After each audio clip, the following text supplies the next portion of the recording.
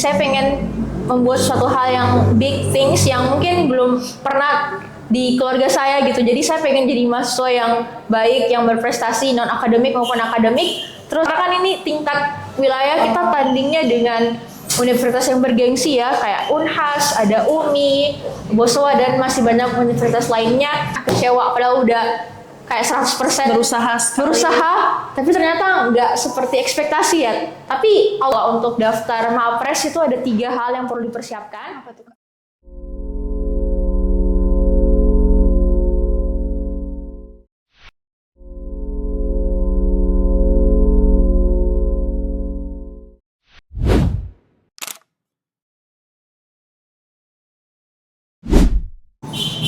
Halo mitra mahasiswa, kembali lagi di Prokes, Profesi Podcast. Bersama lagi saya, Ai. Nah, kali ini kita kedatangan tamu spesial loh, mahasiswa berprestasi tingkat universitas. Nah, mungkin bisa perkenalkan diri dulu Kak kepada teman-teman Profesi Podcast. Sapannya Profesi Podcast ya? Iya. Halo teman-teman Profesi Podcast, perkenalkan saya Andi Miratul Jana. Teman-teman boleh panggil saya Mira. Sekarang saya studinya pendidikan bahasa Inggris di Fakultas Bahasa dan Sastra Universitas Negeri Makassar. Dan apa lagi nih? Kalau keseharian sekarang mengajar karena ambil asistensi mengajar di sekolah seperti itu.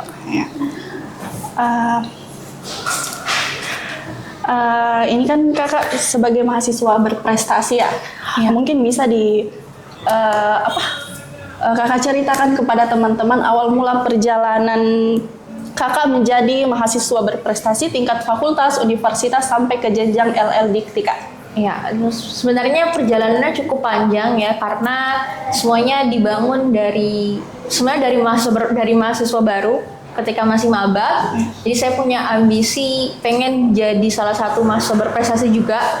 Jadi saya coba untuk ikut beberapa kompetisi. Itu kompetisinya mulai dari online, kompetisi offline juga beberapa. Lanjut setelah itu saya mengikuti beberapa, contohnya itu kompetisinya kayak pidato, debat, business plan, dan berbagai kompetisi lainnya gitu.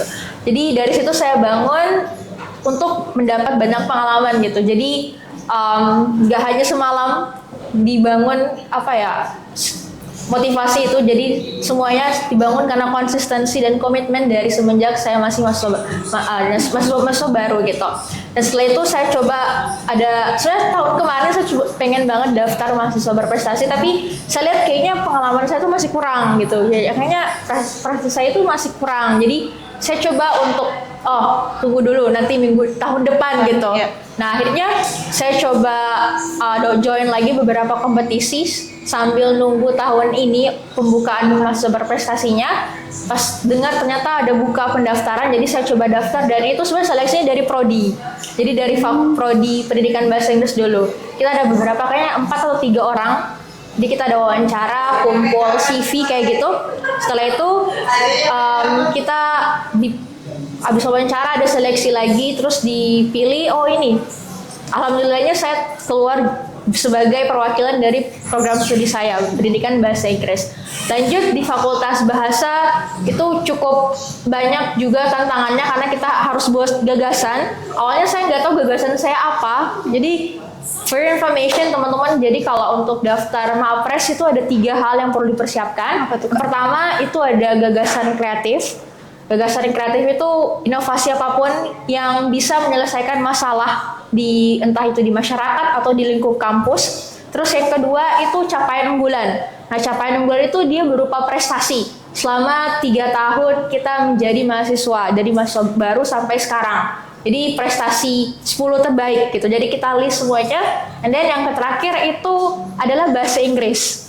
Jadi harus bahasa Inggrisnya baik karena dalam presentasi itu terutama di LL.Dikti di wilayah itu kita full bahasa Inggris presentasinya. Jadi 3 hal itu yang perlu dipersiapkan, dan ini nggak hanya semalam atau 1 bulan tapi harus dari jauh-jauh hari gitu. Jadi itu 3 hal yang saya persiapkan. Setelah itu masuk ke fakultas seleksi, dan alhamdulillahnya saya terpilih juga sebagai mahasiswa berprestasi 1. And then lanjut ke universitas. Itu ada banyak sekali saran dari dosen-dosen, ini perlu diperbaiki dari gagasannya atau dari capaian unggulannya perlu ganti lagi dengan capaian unggulan lain. Jadi ada banyak pertimbangan saran dari dosen-dosen saya, juga bantuan dari orang tua serta kakak-kakak saya juga.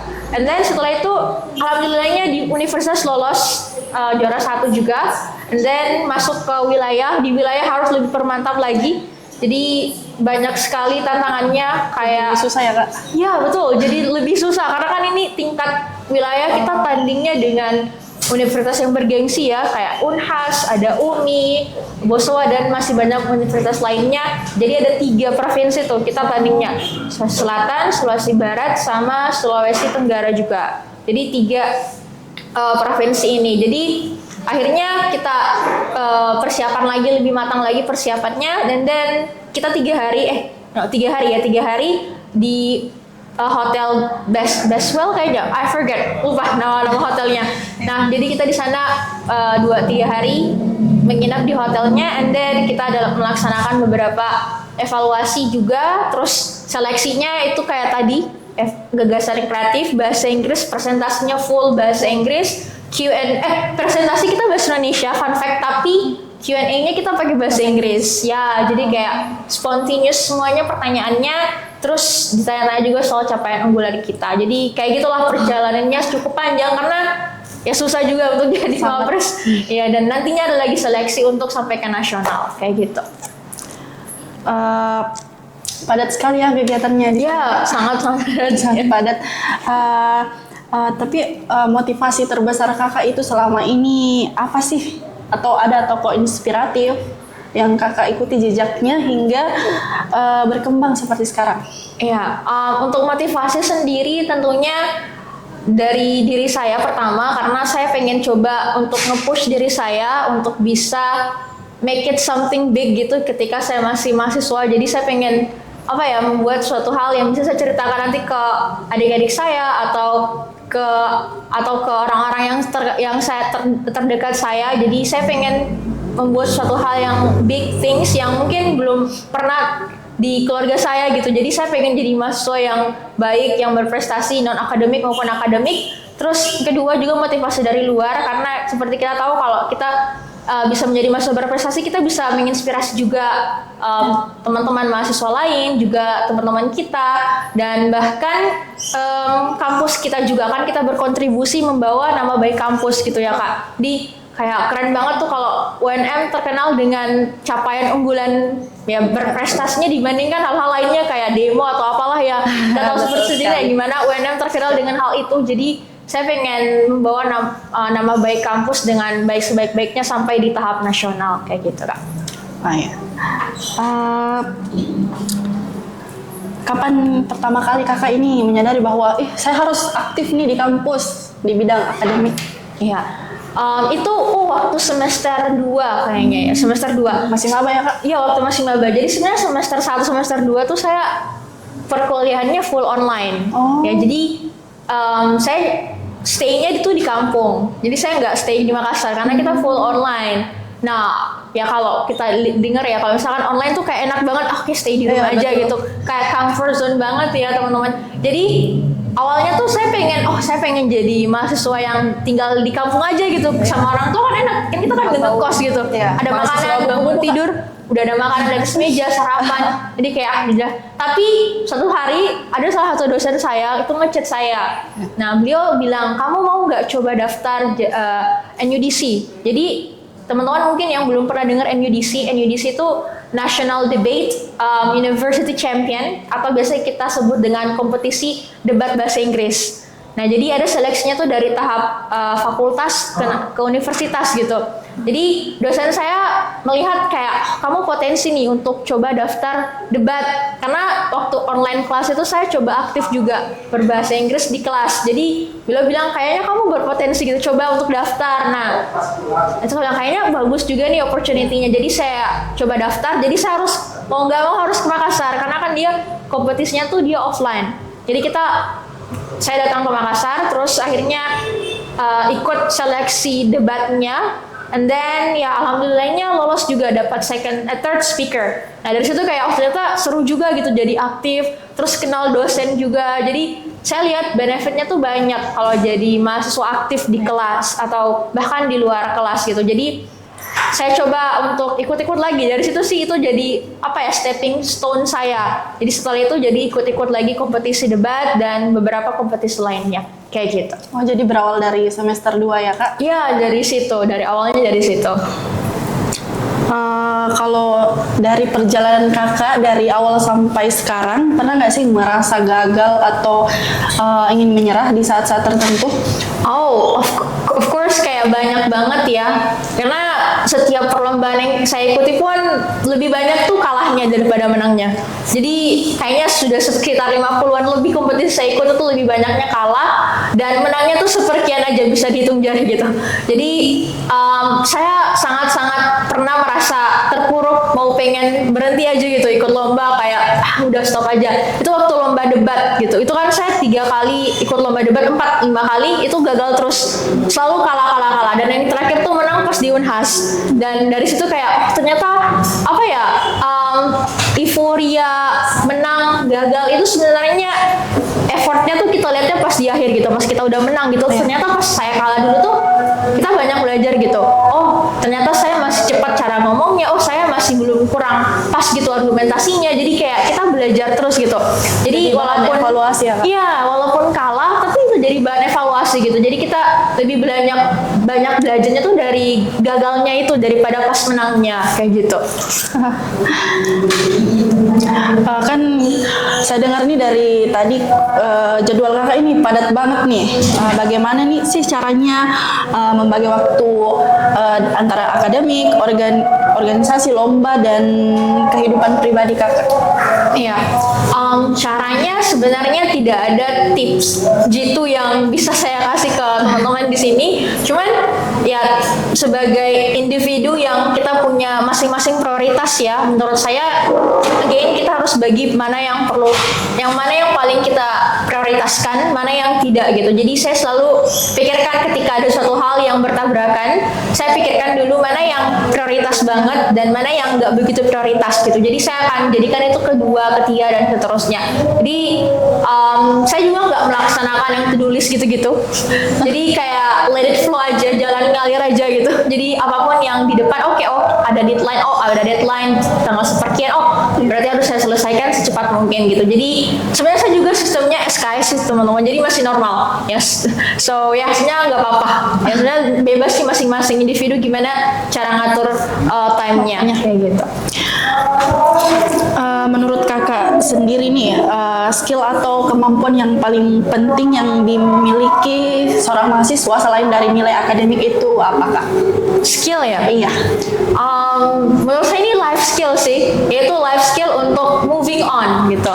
Pertama, moving on ketika kita gagal gitu ya, atau kedua moving on ketika mungkin sesuatu hal tidak terjadi seperti ekspektasi kita gitu.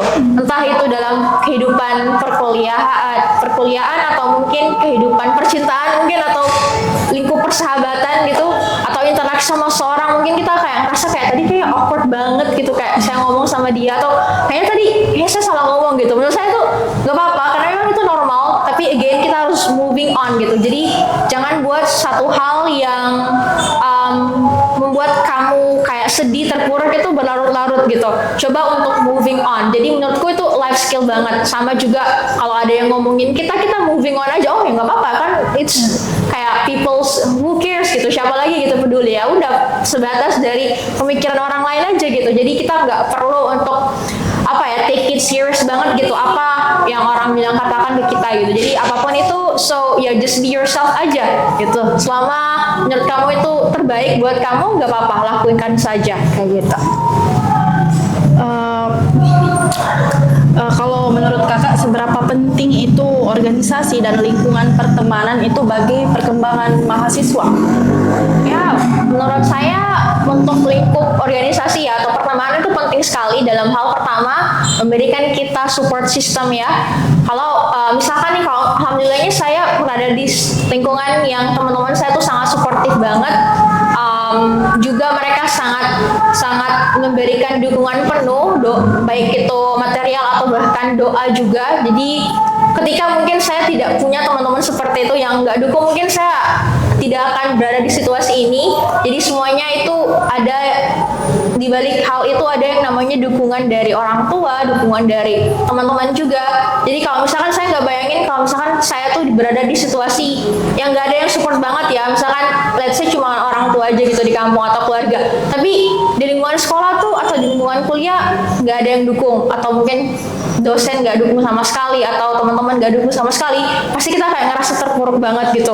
Jadi ya sebenarnya kita bisa aja nyari, yang penting kita bisa tahu gitu value kita di mana, dan kita pintarlah memilih teman gitu. Jangan sampai teman itulah nanti yang membuat kita terseret ke hal-hal yang nggak baik gitu. Kayaknya kita pergaulan yang tidak, yang negatif lah. Ya, we know kayak gimana lah Makassar ya. Jadi just be careful, hati-hati aja. Nah, selama kakak mengikuti kegiatan atau lomba ini, bagaimana proses persiapannya kak untuk menghadapi seleksi mahasiswa berprestasi ini? Ya, proses persiapannya seperti yang tadi saya sampaikan. Ini tips juga buat teman-teman yang pengen daftar Mapres nih. Saya mungkin pengen daftar tahun depan nih. Ya. Tips pertama, siapkan banyak pengalaman. Entah itu pengalaman perlombaan atau organisasi, volunteer, apapun itu, interaksi sama orang-orang. Coba untuk gali potensi kamu suka di mana, kamu suka di bidang apa, itu coba untuk join banyak, apapun itu yang bisa membuat kamu terpicu untuk mengembangkan diri kamu gitu. Kalau menurut saya perlombaan itu bagus banget biar jiwa kita jadi lebih kompetitif ya, jadi join banyak kompetisi karena di Pilmapres itu sangat diperhitungkan adalah capaian unggulan kita gitu. Enggak hanya prestasi lomba menang aja, tapi dari segi publikasi. Mungkin kamu suka nulis, ya kamu menulis beberapa artikel atau mungkin buku terus diterbitkan. Atau yang kedua mungkin kamu sukanya senang berorganisasi gitu.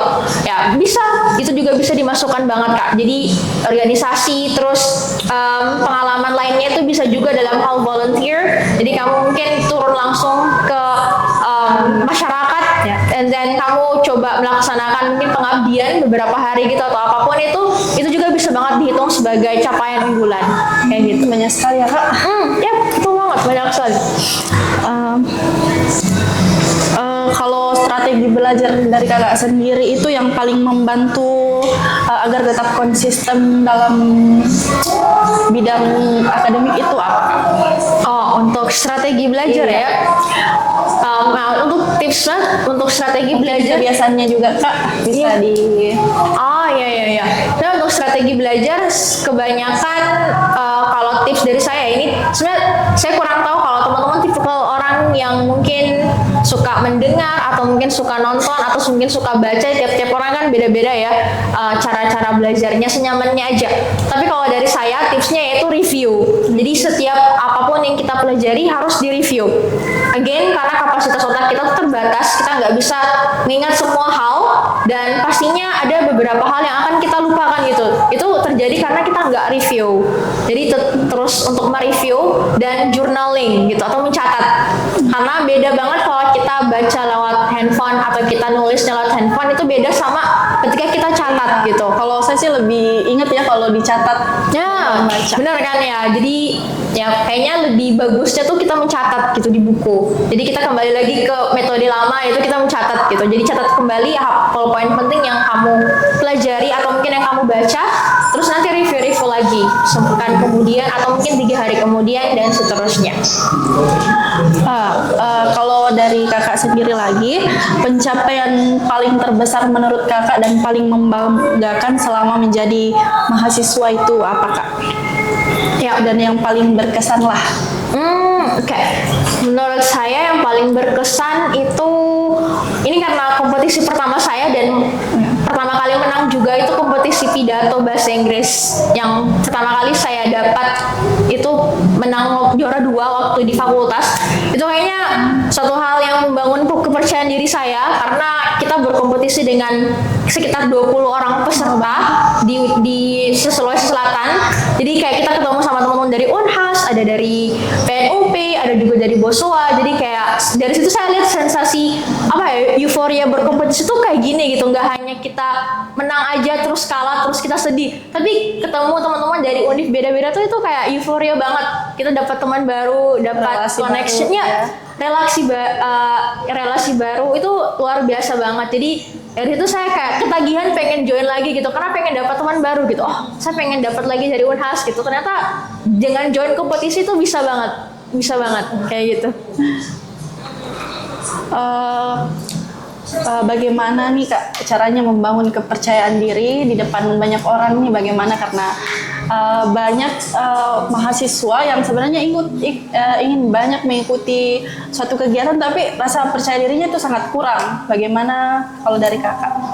Ya, menurut saya kepercayaan diri itu dibangun bukan karena mungkin kayak saya extrovert, introvert gitu. Biasanya kan orang-orang mengglorifikasikan kayak oh saya introvert gitu, saya nggak percaya diri karena saya introvert gitu. Tapi menurut saya introvert, extrovert, ambivert, whatever apapun itu semuanya bisa, percaya diri itu bisa dibangun dengan repetition, kebiasaan gitu. Jadi kalau kita terbiasa menutup diri, terbiasa kita cuman diam aja, nggak ngomong, kita nggak coba untuk keluar dari comfort zone, kita nggak akan berkembang gitu. Kepercayaan diri kita bakal nge-stuck aja gitu. Jadi saya pernah ada di situasi yang dimana saya tuh benar-benar insecure banget, terus kepercayaan diri saya tuh sangat-sangat low itu ketika saya SMP, ingat banget. Nah, caranya adalah ketika masuk SMA, saya coba untuk join adalah organisasi namanya OSIS ya, OSIS kalau SMA ya, OSIS Iya, gitu. OSIS, Kak. Nah, kalau di OSIS kan kita tuh ada beberapa task tugas kayak misalkan tampil depan umum gitu ya, misalkan kita jadi MC. Itu betul. saya coba semua apapun yang berhubungan dengan public speaking gitu. Jadi MC, moderator. Dari situ tuh kepercayaan diri saya mulai terbangun. Ya, jadi dari situ mulai terbangun dan itu saya lakukan repetisi dengan praktek. Ya, jadi nggak hanya sekali praktek, oh hari ini saya praktek depan kamera gitu ngomong, besoknya udah nggak lagi, atau mungkin udah nggak mau, terakhir aja nggak mau ngomong lagi, gitu nggak bisa, harus diulang-ulang lagi gitu. Jadi kepercayaan diri itu dibangun karena sesuatu hal yang kita lakukan secara berulang-ulang gitu. Di setelah itu nanti, oh next time kamu bisa belajar, oh ternyata kemarin tuh saya masih grogi, atau saya masih belum ingat teks saya, atau mungkin saya kemarin tuh masih belum terlalu bagus intonasinya, let's say kayak gitu. Jadi kita belajar dari hal itu, nextnya nanti ketika dapat kesempatan lagi, nah kita bisa belajar gitu. Jadi cari aja kesempatannya gitu. Pasti first try itu pasti bakal jelek banget Kak. Kayak misalkan nih sekarang saya first time gini ngomong depan kamera, mungkin saya bakal bilang kayaknya jelek banget gitu. Tapi pas kamu lihat di minggu ketiga atau minggu keempat kamu ngomong depan kamera, pasti lebih bagus lagi gitu. Ya, betul. Jadi again, kita kan belajar dari latihan gitu. Jadi jangan takut kalau misalkan di awal jelek, itu wajar banget sih. Tapi nanti kalau di akhir-akhir pasti udah bagus gitu. Jadi kita harus be okay dulu gitu dengan tidak bagus gitu. Jadi kalau kita mau langsung bagus itu susah kayak gitu. Jadi prosesnya memang kayak gitu. Langsung bagus ya Kak. Betul Kak, nggak bisa. Jadi memang harus kayak gitu. Itu kan normal, that's normal banget. Kalau menurut semua mahasiswa itu memiliki peluang sama untuk berprestasi atau kayak yang hanya mempunyai bakat begitu Kak? Oke, menurut saya pastinya semua orang mahasiswa pasti bisa memiliki peluang itu untuk bisa berprestasi ya. Yang penting pertama ada yang namanya kemauan, kedua ada yang namanya komitmen serta konsisten gitu. Karena kalau kita hanya sekedar sekali aja nih kita ikut kompetisi atau sekali aja nih kita mau coba keluar dari comfort zone, terus besok-besoknya kita nggak mau lagi karena kita ngerasa kayak kemarin tuh kayak saya nggak bagus banget gitu, kayaknya nggak usah deh, kayaknya saya nggak bakat gitu. Kamu sebenarnya bukan nggak bakat, tapi kamu belum coba untuk meluncur lebih jauh lagi gitu di potensi tersebut gitu. Mungkin kamu akan bagus di hari kelima atau di hari ke-60, kita nggak pernah tahu, jadi coba aja dulu. Itu yang pertama yang saya pengen tegaskan, yaitu konsisten, komitmen, sama ya jangan takut gitu buat untuk salah ya, nggak apa-apa, it's okay. Yang penting udah berani coba ya Kak. Betul banget, yang penting udah berani coba, teman-teman. Kalau target atau mimpi besar yang ingin dicapai setelah pencapaian sekarang itu apa Kak? Atau rencana selanjutnya setelah kakak mencapai selama ini semuanya? Apa itu? Oke, ya karena baru saja ya pengumuman Mapres LL Dikti 9, jadi tentunya dream selanjutnya adalah untuk bisa ke nasional dan masuk ke top 3 gitu, bawa alma mater UNM sama bendera UNM itu di panggung nasional gitu. Amin. Itu ya, itu apa ya, dream atau impian selanjutnya, karena kan itu kan baru saja saya dapat pengumumannya, dan kayak harapannya sih semoga nanti ke nasional bisa untuk di top 3 UNM ya, semoga amin. Bisa itu Kak, bisa. Ya. Kalau pesannya kepada mahasiswa yang baru ingin memulai atau berkembang untuk meraih prestasi tapi masih takut, itu seperti apa Kak? Pesannya terutama nih teman-teman yang masih maba, tuh terutama masih banyak banget kesempatannya nih Kak. Jadi buat kalian coba banyak organisasi, atau 1 atau 2 organisasi. Terus yang kedua, kompetisi. Kalau misalkan kamu sukanya di fotografi, coba ikut lomba fotografi. Atau mungkin kamu sukanya nulis, coba ikut lomba menulis. Atau mungkin kamu suka berbicara depan umum kayak gini, ya ikut lomba debat atau mungkin lomba pidato gitu. Coba aja dulu gitu. Kalau urusan kalah itu belakangan, menang itu urusan belakangan. Itu bonus aja sih kalau menang. Kalau masih awal-awal tuh kita carinya pengalaman dulu. Pengalaman dulu ya Kak? Iya, pengalaman dulu. Nanti baru target menangnya. Nanti kalau menangnya tuh urusan belakang. Iya. Jadi nanti kalau sudah banyak pengalaman gagal kamu, nanti pasti setelah itu menang, yakin deh. Kayak sekarang itu saya nggak percaya bahkan sampai di LL Dikti 9 gitu. Karena dari dulu tuh saya nggak pernah juara 1 Kak. Rata-rata kompetisi yang saya join itu saya juara 2 atau juara 3 atau bahkan harapan. Nggak pernah juara 1, kayaknya sekali deh. Kayaknya nggak pernah.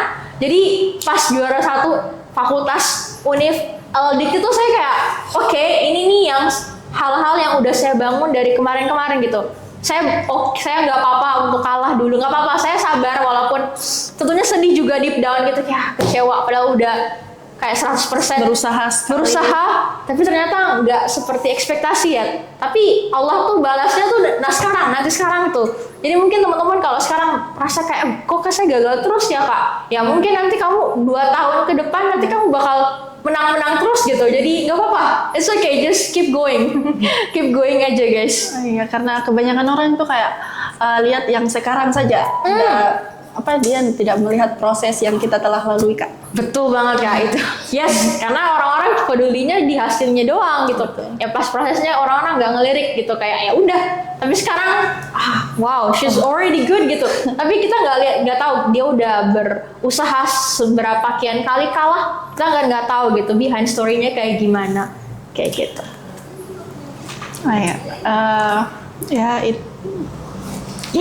Ya mungkin itu pesan dari saya nih Kak. Ya. Itu baik, itu beberapa tadi tips dari Kakak Mira. Sekian dari podcast kali ini. Nantikan profesi podcast berikutnya. Mungkin dari kamera dulu Kak. Bye. Thank you Kak.